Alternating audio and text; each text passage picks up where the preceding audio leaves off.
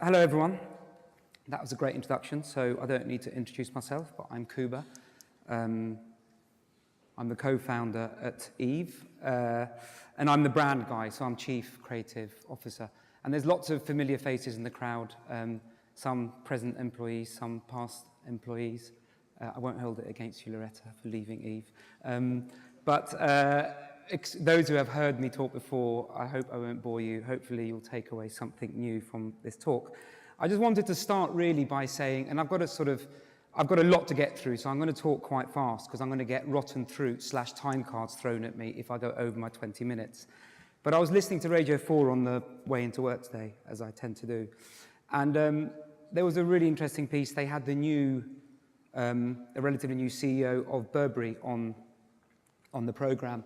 And they were talking, I didn't have the full context of the program because I just heard him talking, but he was talking about how in the past Burberry would burn all their stock after a season, which is obviously a really, not a strange thing to do, but a wrong thing to do. Let's not beat around the bush. But they did it to protect their brand, make the next season really desirable. They didn't want to flood the market with cheap Burberry products, and we know that Burberry had a real issue with their brand maybe 10, 15 years ago.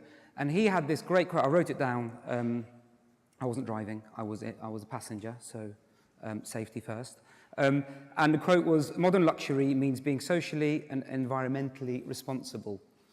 Always try to do the right thing." And I thought that was a great soundbite. Modern luxury, socially and environmentally responsible, always tries to do the right thing. And I think it's all of the onus is on us as sort of, brand builders, brand owners, and everyone in this room is in the business of branding because brand is everything that you do. The onus is on us to always try to do the right thing and,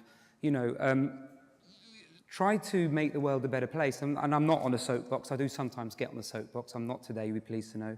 But, we've lost all faith pretty much in our politicians, the era of Donald Trump.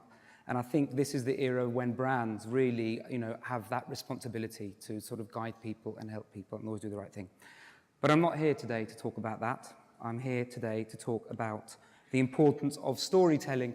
And I just wanted to start with our own once upon a time. There were once upon a time two cousins. One was hairy and one was tattooey. I'm the hairy one, by the way.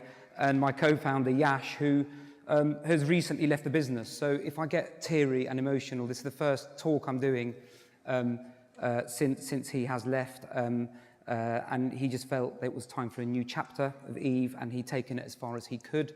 But it's nonetheless been a very emotional time for us. It's been about 4 weeks ago that he left. But really the story starts with him, with the tattooey one. And he worked at Rocket Internet. I'm sure lots of you have heard of Rocket Internet. And he was involved in Zalando. He was at the time running Zalando UK. But obviously Groupon is, I believe, still is, I don't even know if Groupon's around still actually, but it was a Rocket Internet business. And Yash had the idea to sell a product on Groupon. This had never been done before. It was sort of, services, facials and massages and all sorts of services that no one really needed. But Yash sort of had the foresight to see a gap, and he was like, I want to sell a product.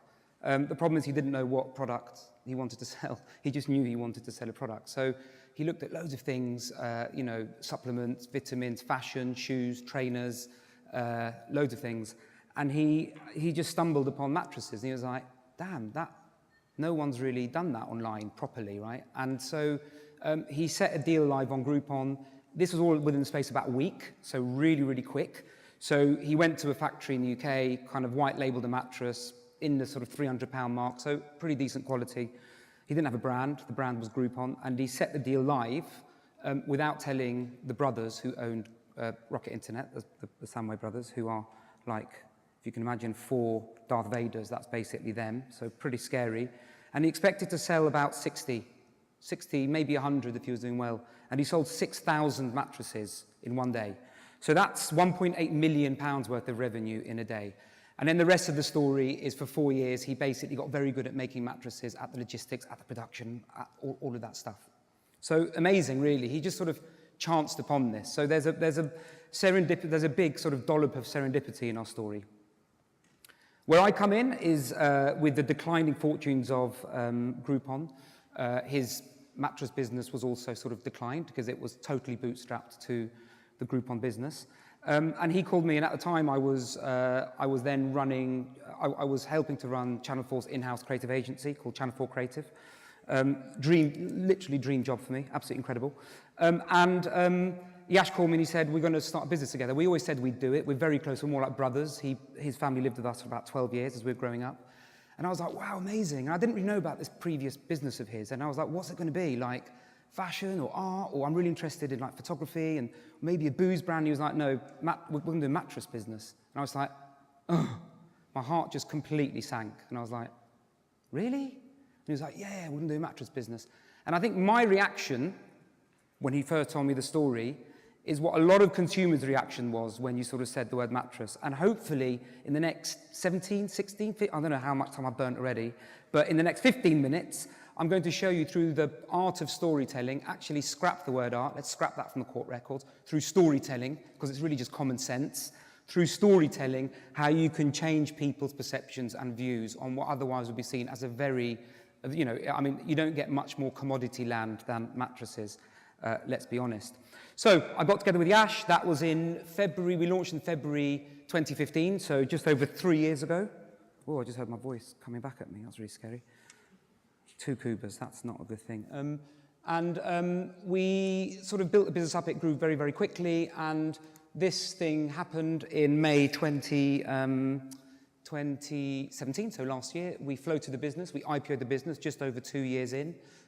That's my daughter, Stevie. I have 3 other kids. I've got 4 kids. In fact, I've got 5 kids because Eve is like my 5th child. But we floated the business just over a year ago, which I think for me is a brilliant kind of validation of the power of creativity and brand building and all of that stuff. I would say that because I'm the brand guy. I'm sure if Yash was here, he would say it's the power of being behind your numbers and raising shitloads of money, which we also did do. But let's get on with the talk. So this is John Cooper Clarke, rock and roll poet. I love him. I love his poetry. He talks about poetry as being about finding the specific in the universal. And, you know, for me, that's kind of what branding is, and that's what brand storytelling should be as well. It's about finding your specific in the universal. Some call it proposition, you know, whatever you call it, find your thread to your story. And I think brand storytelling is a little bit like storytelling in a book. Everything you do it should just be another chapter in that book, and everything should have a link. And sometimes you can refer back to chapter 1. And the best books, you know, there's multiple stories that weave through the book, but everything has a central thread. So what I would like to demonstrate and show you guys via the stuff that we've done at Eve, the content we've produced, is how our sort of central thought has really sort of skewered absolutely every story that we've told. So what is our point? This was a visual gag that was really funny to me late on Friday night. Maybe it doesn't work quite so well now, but what is the point of Eve? Well, before we go on to point of Eve, I just wanted to think about the landscape, you know, the mattress landscape. I mean, even just saying that, mattress landscape, it's such a horrible word, mattress, isn't it? But I mean, it was like that, you know, both literally and metaphorically. The whole industry was asleep. Everyone was kind of, there was like an expected way to behave and talk and tell stories, you know. The semantics of the category were all blues and white. It was all very sleepy. It was all super functional, you know, charts and cross-sections of spines, you know, lying on a mattress and, you know, talk about NASA-grade foam and all of this stuff. And nobody was owning the benefit. So really, it was like looking really hard at the category. And I think, you know, the previous panel was super interesting and talking about how, you know, people like something that's different. So really, I wanted to create a brand, yes, which was cool, but which was different. But not different just for the sake of it, it had to have a point. So this was the original sketchbook where myself and I think one of the most talented designers around called Silas Amos, write his name down, he's a genius. He helped me create the Eve brand. We sort of hashed this out one night in the pub. I mean, it's a cliche, but we literally did. And this is the our original sketchbook. I scanned it the other day. You can even see other bits poking through. But there's a few things here which are super, super relevant to sort of finding our point, that John Cooper Clarke point in the Eve story. And for us, it was these few phrases which I've picked out for you. Wake up, bottom left. I can't walk up to the screen. It's an amazing screen, by the way. It's absolutely incredible. But I can't walk up to it. Normally, I sort of touch and point. But wake up, whatever you do, don't make it sleepy. We're a morning brand. Zingy in the top right. This sort of swing tag. We knew we wanted a swing tag. It's like what posh booze brands and clothing labels have a swing tag. So we're like, yeah, we've got to have a swing tag. And the phrase we came up with was every great day starts the night before. Modern energy. And this really is the sort of genesis of everything we've done at Eve. This is the foundation for our book, for our story. And what I want to show you now is how this sort of, this simple purpose or proposition, and in our case, our purpose, why we get out of bed, is the same as our proposition, how that leads everything. So what do we believe? What do we believe? We believe that black screens are not good. Oh dear. That's not a good sign. So is there anything we do about that, or shall I just keep talking? Can you hold time? Stop the time. Oh, I'll just carry on. You've got to carry on in life, don't you? So we're based on a simple belief that every great day starts the night before. Better sleep, better you, better day. And that is a kind of insight which we're really, really trying to own through all of our storytelling. What a shame. So it starts with our book. We have a book at Eve. We call it the Book of Eve. And it's a brand book, basically, but we don't have kind of, here's what the Pantone should be, and here's what your logo size should be, all of that stuff. It talks about our principles and our philosophy, really everything which I'm talking to you about now. It's why we, as a company and as a brand, get out of bed in the morning. Amazing. 2 more squares. So, you know, this is really off-putting. So storytelling. So I want to start really by talking about the photography, because I'm a photographer. That's what I've done for the kind of past 15 years. If any of you, bar mitzvahs, weddings, I do it all. And for me, and also it helps that I do the photography at Eve. And this is one of the first campaigns that we did. It didn't have the big black bar across it when we ran it. That's a new addition. But what we want to demonstrate is how our spirit of energy and how a great night's sleep makes you feel. So we just got these amazing acrobats, it's called acro yoga, to just sort of do stuff on the Eve mattress, and we didn't even really script it. And none of this is fake, none of this is Photoshop. This is real stuff. He's holding a woman up. He's not holding a black bar up. And there's another example here of him holding up another black bar. Black's really important to us. It's fine, it's fine. I'll just do a little dance instead. And that's how we story told through the medium of photography. But I want to show that there's all sorts of ways that a brand can story tell. But remember, it all has to have a point, and it all has to have a skewer running through it. For us, brand collaborations have been a really important part to sort of, not only to reach a new audience, but really to get our story out there.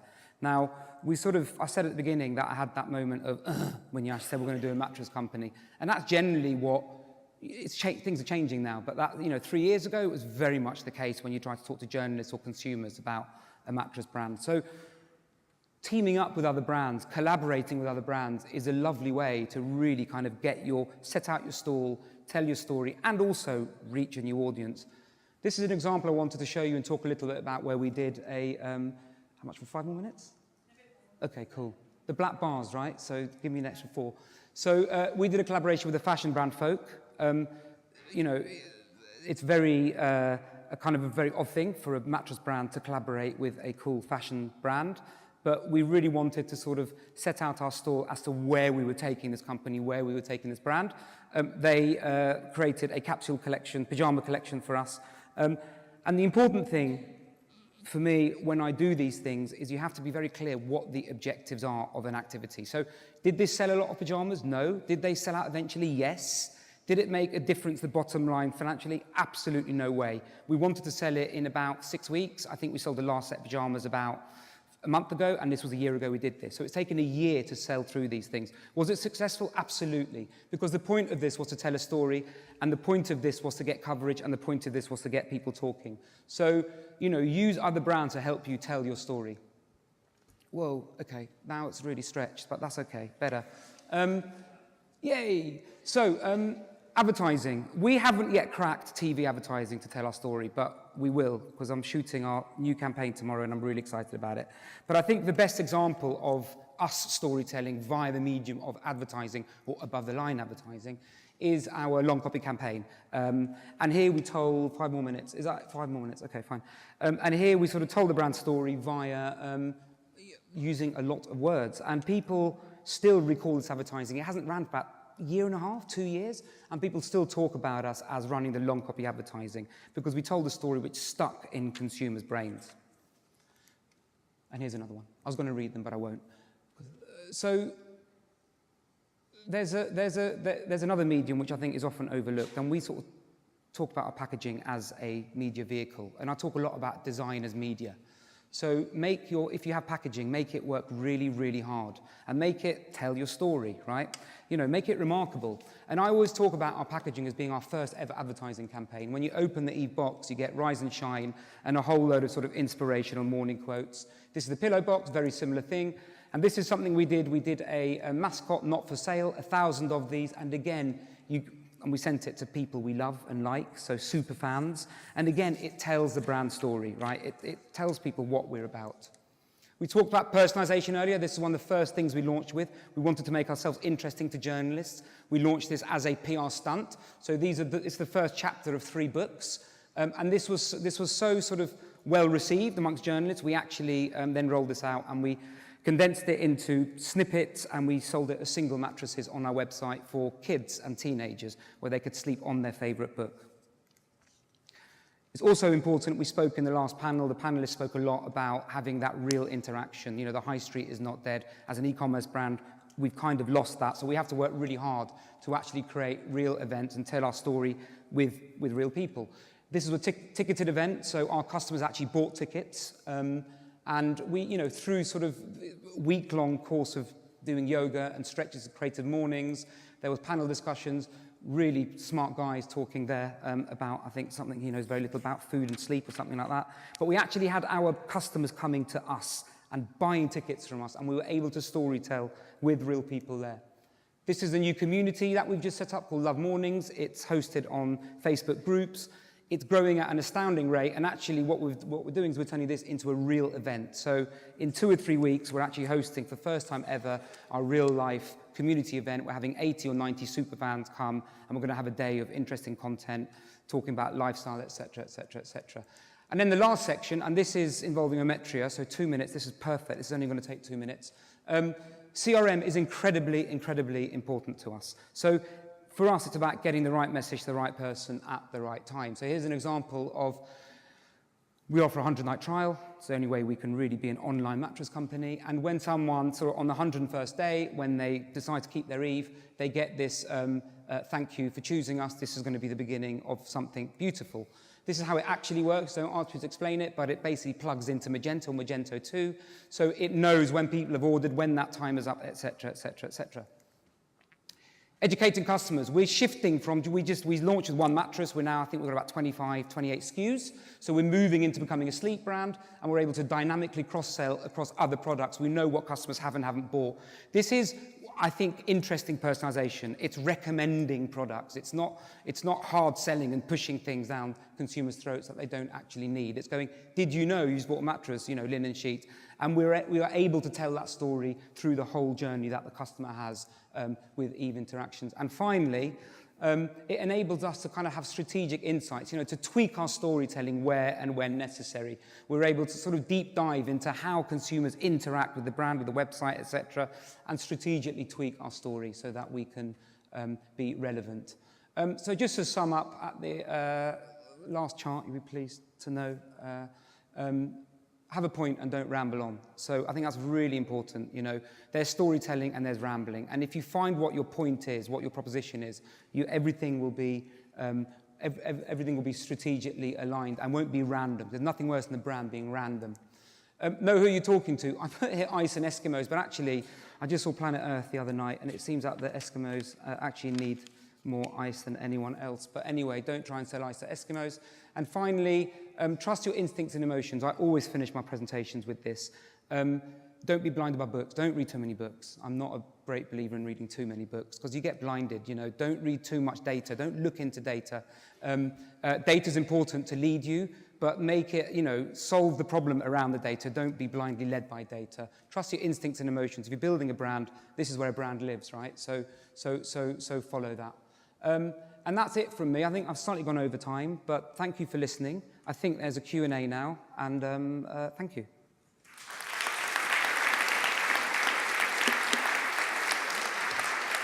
Thank you. What do I do? No, you stay there. Okay, fine. Perfect. So, apologies for the curveballs. That's fine. Curveballs, but hey, that's fine. We're all agile in this room. Yeah, exactly. So, questions for Kuba. Fascinating talk, but do we have some questions from the floor? I have one over there for Hercules or Ashley. Yeah, there's another one in the middle, so we'll come to you. Yeah, thank you. Thanks, Kuba, and well done for dealing with the black screen of death. That was really well done. I was just wondering, your mattresses are obviously designed to be used with sheets, and yet you're selling ones to children which have got the bedtime stories on. How does that work? Because obviously when they've got it in the house, they put a sheet over the top of it. What boxer shorts do you wear, just out of interest? I think they're John Lewis. Okay, bad example. Those of us who wear branded boxer shorts, you never see a boxer shorts. When you get a suit made in Savile Row, not that I've had a suit made in Savile Row, you choose your lining really carefully. I think for us, it's that emotional story of we think a mattress is something beautiful, it's something incredibly important. You know it's there when you're changing your sheet. It's not about showing it off to other people. It's about making you feel good about buying a product. And look, the proof is in the pudding, right? I mean, we devised those fairy story mattresses as a PR stunt, and it ended up something which about 2.5 years ago we sold for a relatively short period of time, but we sold out all of them. So people bought them, And I think the reason is they know it's beautiful, and it creates a smile in the mind. Surprise and delight. We use that phrase a lot at Eve. For me, that's an example of surprise and delight. Thank you. Ashley, yeah. A question in the middle. Thanks for your talk. I mean, you're obviously doing a great job with mattresses, but I was curious, if it wasn't mattresses, what would it be for you? Where do you think the other undiscovered, if you like, or overlooked categories might be? You mean for me personally? You personally, yeah. That's a really good question. I've never been asked that question. I mean, I don't think, for me, I think I'd probably still be at Channel 4, right? Because I never set out to be an entrepreneur or a business person. It was a happy accident, serendipity. What really attracted me actually was that initial moment. What really attracted me to Eve was the fact that it's deeply unloved, frankly quite an embarrassing product. Your mattress is once you buy it, you forget about it. It gets a bit sweaty and you don't talk about your mattress, nor do you show it. So that fascinated me, right? And for me, at Channel 4, I didn't do part of the team that did the Superhumans, and it's a similar thing, actually. The Paralympics was embarrassing. It was like the afterthought, the Olympics. It was the Special Olympics. It was the one that nobody really watched. It was all a bit embarrassing watching blind people running after a ball with a bell inside it. And we made it cool, we made it relevant, we made it culturally relevant, and I think that's the same challenge I saw with Eve. So if the question is what's the next thing, it will probably be I'll be looking for a similar challenge. How can I just shift people's perceptions? I think that's a gift to any creative person. Thank you. Any other? There's a question over there. Okay, it's Becky, it looks like. Hello.